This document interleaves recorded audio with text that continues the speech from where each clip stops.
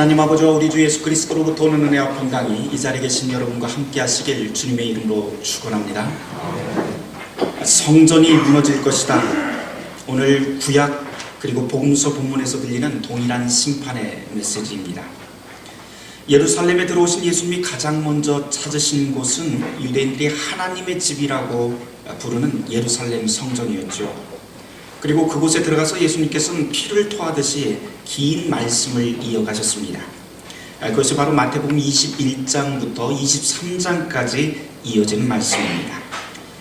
그 내용을 여러분들이 한번 쭉 훑어보시면 알겠지만 예수님의 그 설교는, 성전 안에서 선포되었던 그 설교는 사람들을 위로하고 힘을 북돋고 또 복받아라 그런 설교가 아닙니다.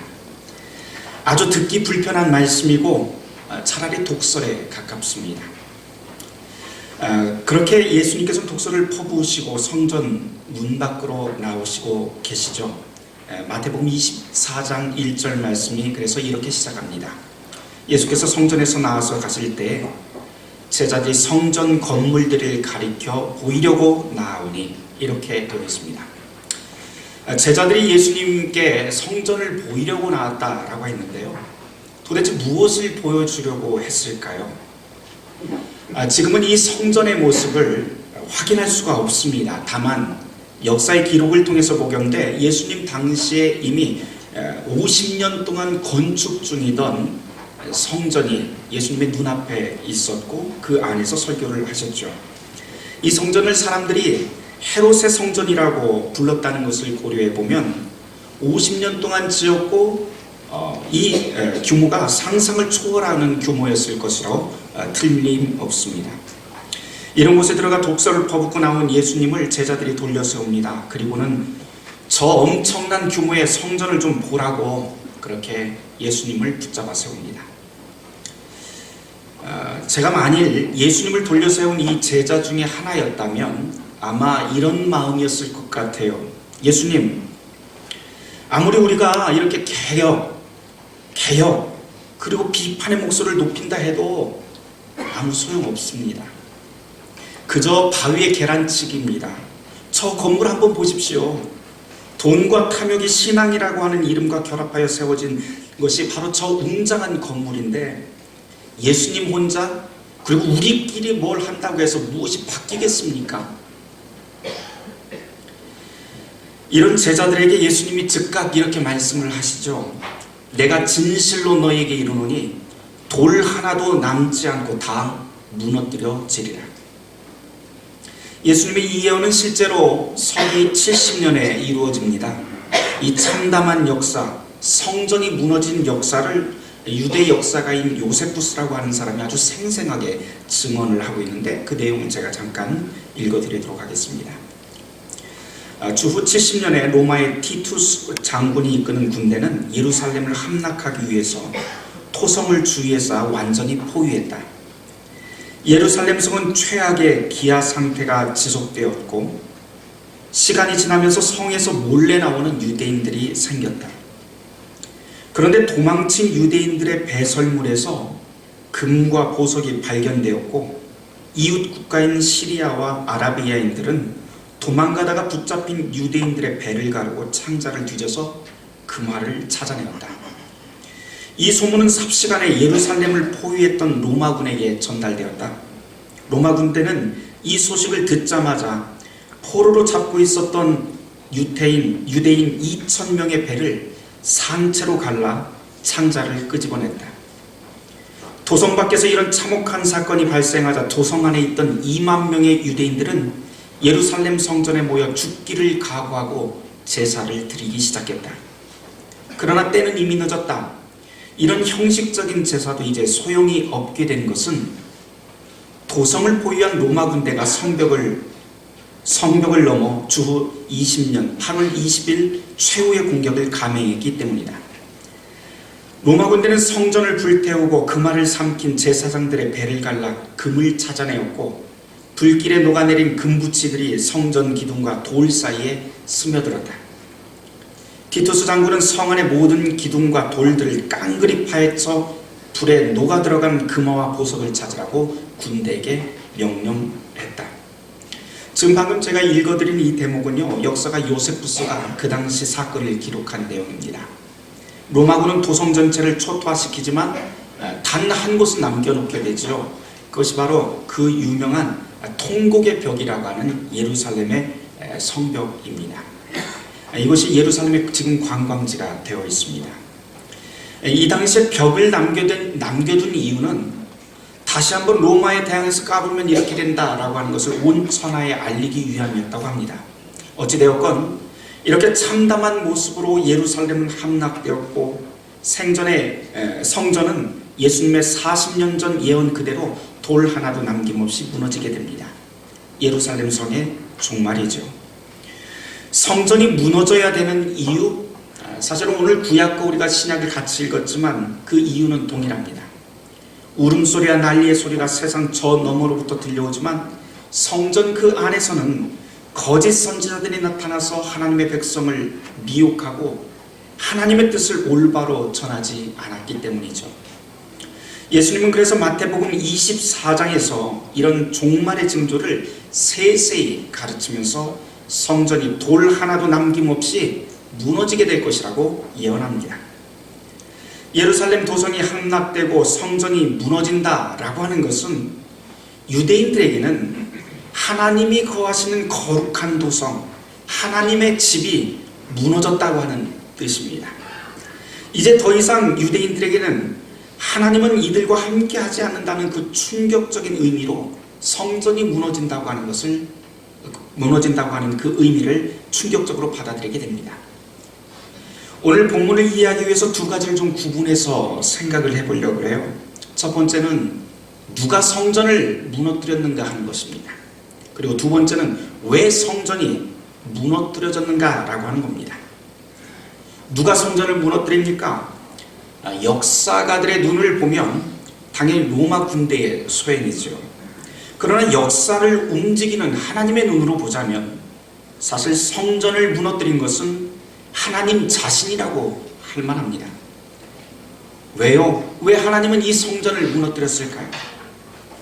이 성전의 유래와 역사를 우리가 조금만 생각해 보면 그 이유가 아주 분명해집니다. 예루살렘에 있는 성전이라고 하는 것은 솔로몬 시대에 만들어졌죠. 그런데 이 성전을 세운 이유를 역사적으로 좀 더 거슬러 올라가 보면 모세 출애굽 시대로 거슬러 올라갑니다. 출애굽해서 광야에서 나그네 생활을 할 때 모세는 하나님으로부터 명령이 담긴 두 개의 돌판을 받게 됩니다. 그것이 우리가 잘 알고 있는 십계명이죠.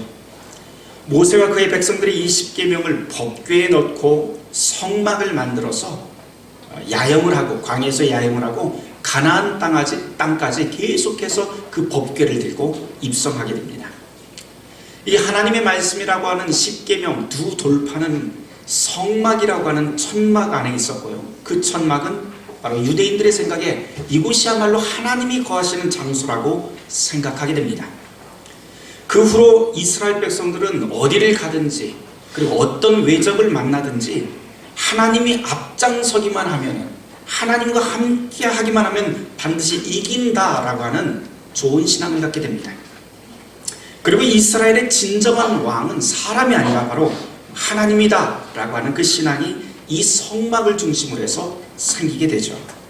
그래서 이스라엘 백성들은요, 이 고대 근동에서도 다른 나라에서는 모두 다 왕을 세웠는데도 불구하고 이스라엘은 왕을 세우는 대신에 국가의 대소사나 전쟁이 있을 경우에만 임시적인 지도자를 뽑아서 세우게 됩니다. 왕 대신에 뽑은 것이죠. 이것이 바로 구약에 등장하는 사사들의 역사입니다.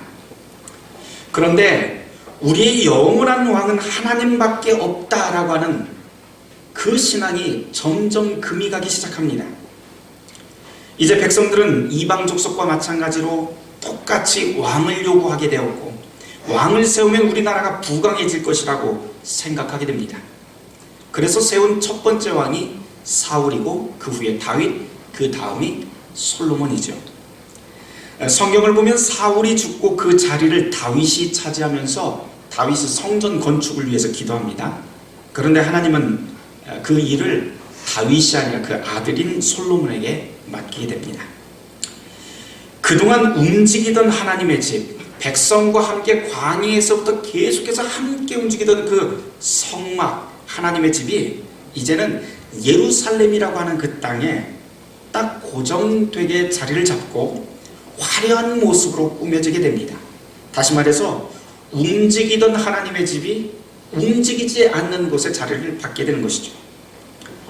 솔로몬 시대에 만들어진 이 화려한 성전은 사실 출애굽한 백성들의 성막의 모형입니다. 그런데 잘 비교해 보시면 성막이라고 하는 것은 천막으로 만들어져 있어서 상당히 초라합니다.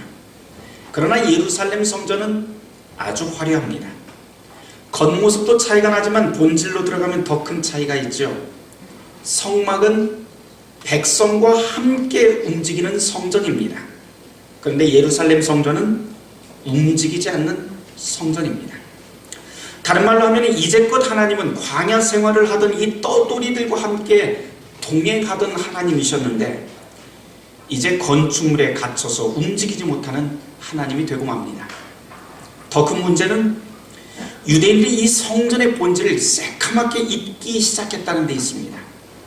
그저 화려한 옷과 예식, 더 많은 재물을 요구하면서 가난한 자, 떠돌이, 그리고 고통과 영혼의 아픔을 말하지 못하는 자들이 점점 가까이 하기엔 너무 먼 당신이 되어버렸다는데 이 문제가 심각하게 숨겨져 있습니다. 자기 백성과 함께 동행하시던 그 하나님 신앙이 이제는 멋진 성전, 폼나는 제사의식으로 더럽혀졌을 때 하나님의 마음은 어떠했을까요? 예수님은 이런 성전을 앞에 두고 지금 이런 선언을 합니다. 너희들이 보는 이것들이 날이 이르면 돌 하나도 돌 위에 남지 않고 다 무너뜨려질 것이다. 이 선언을 당시 사람들은 하나도 믿지 않았지만 서기 70년에 예루살렘 성전은 그 예언대로 자취를 감추게 됩니다.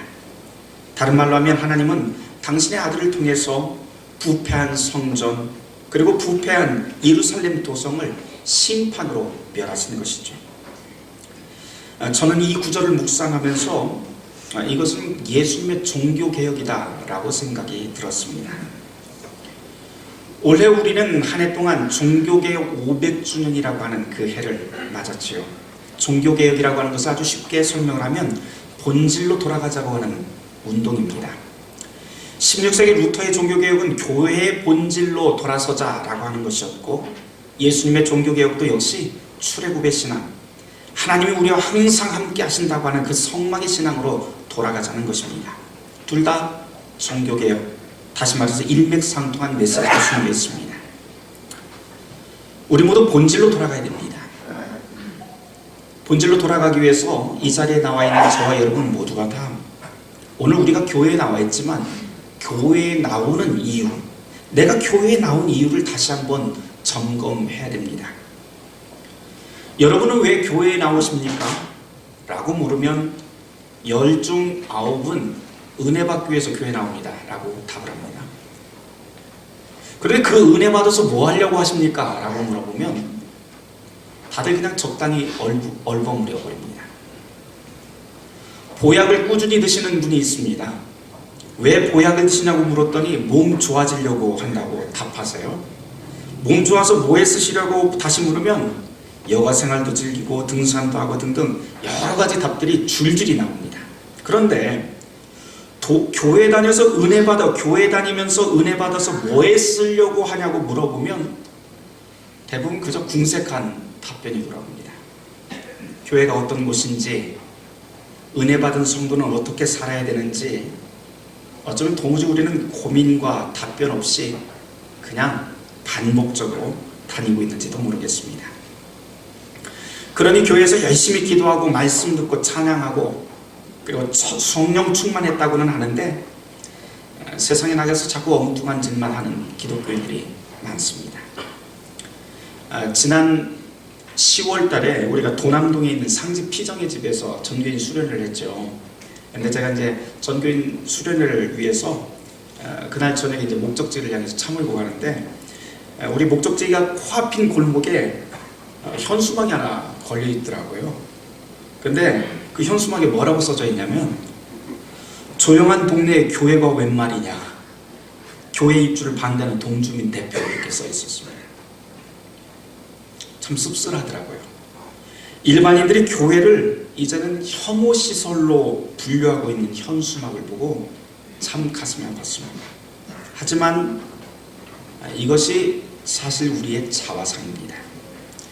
세상에 신뢰를 주지 못하는 교회, 더 이상 교회가 아니지요.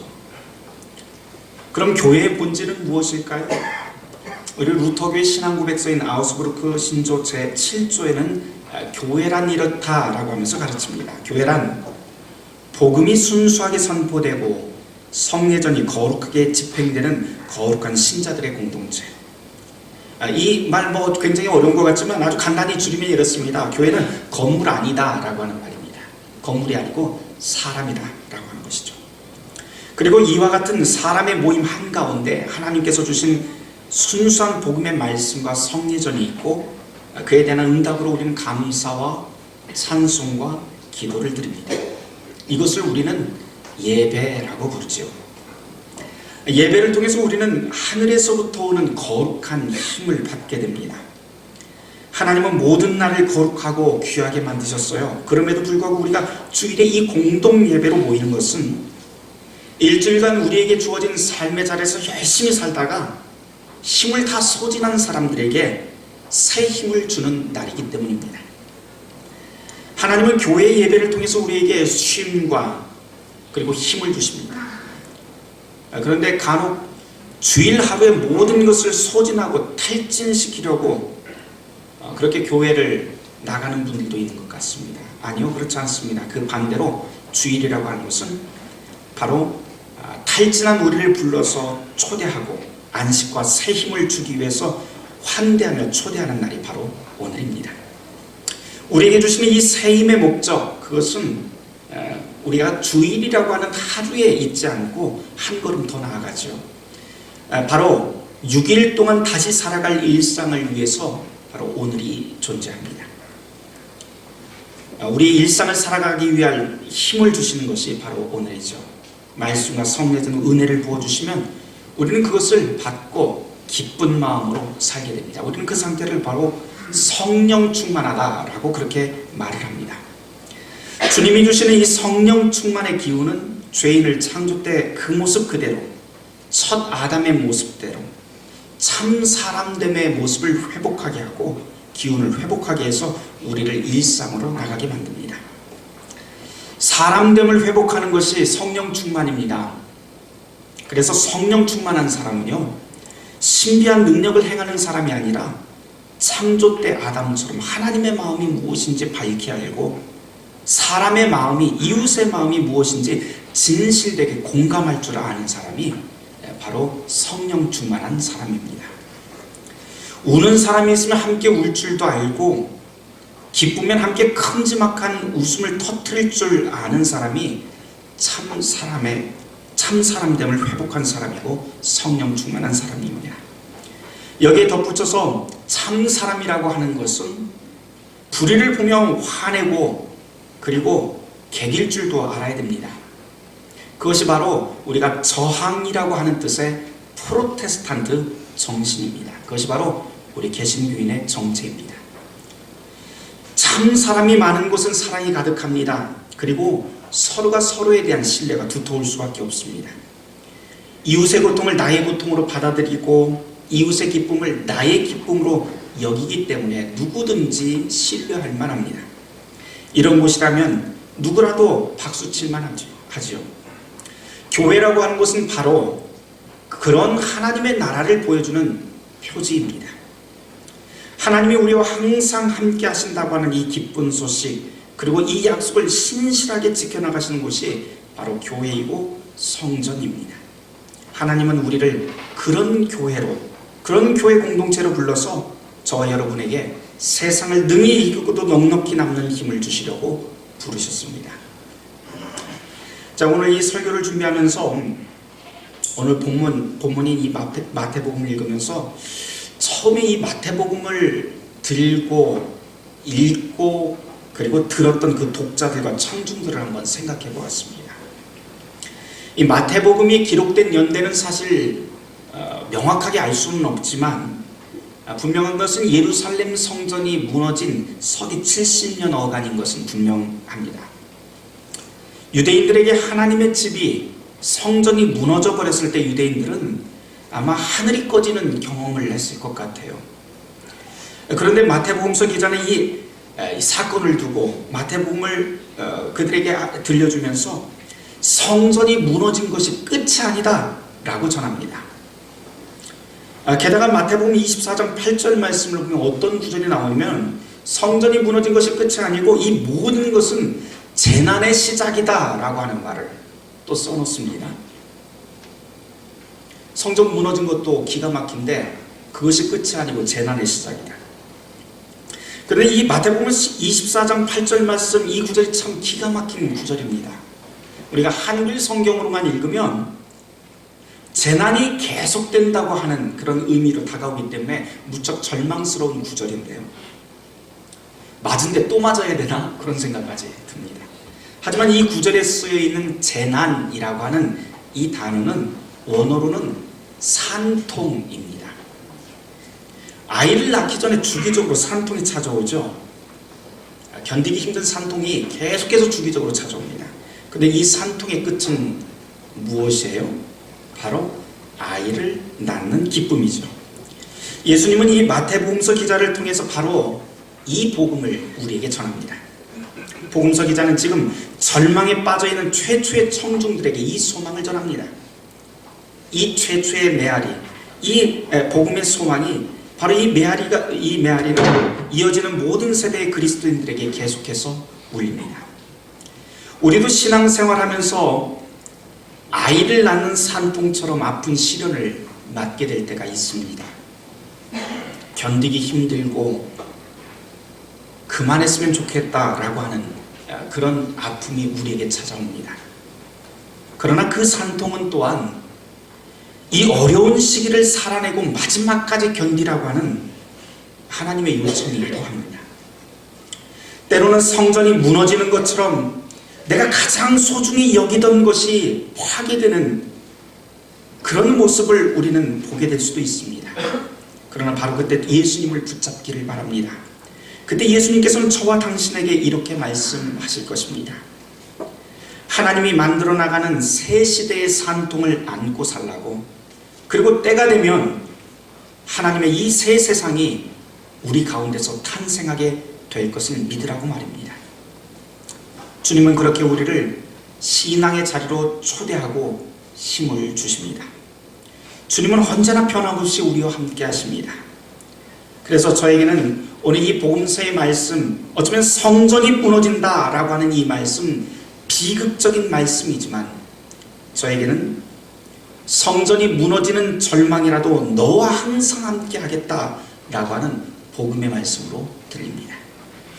사랑하는 성도 여러분, 오늘 이 시간에 바로 이 자리에서 주님은 말씀과 성찬을 통해서 이 기쁘고 기쁜 소식을, 신실한 약속을 계속해서 지켜나가실 것입니다. 모든 지각에 뛰어난 하나님의 평강이 그리스도 예수 안에서 너의 마음과 생각을 지키시리라. 아멘.